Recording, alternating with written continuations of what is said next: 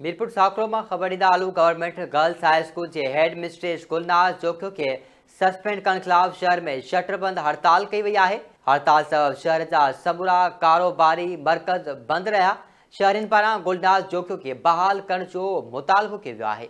हिंदू शागिर्दारनि हेड mistress Gulnaz Jokhio ते इल्ज़ाम हुयो त हुन ज़ोरी मज़हब तब्दील करण जो चयो हो, जंहिंजो तालीम जे वज़ीर सरदार शाह नोटिस वरितो।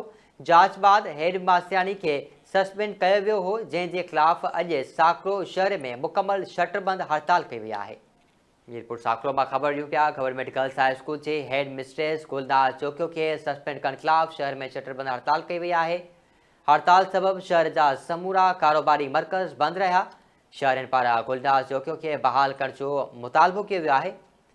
हिंदू शागिर्दारनि हेड मिस्ट्रेस गुलनाज जोखियो ते इल्ज़ाम हुयो त हुन ज़ोरी मज़हब तब्दील करण जो चयो हो, जंहिंजो तालीम वारे वज़ीर सरदार शाह नोटिस वरितो।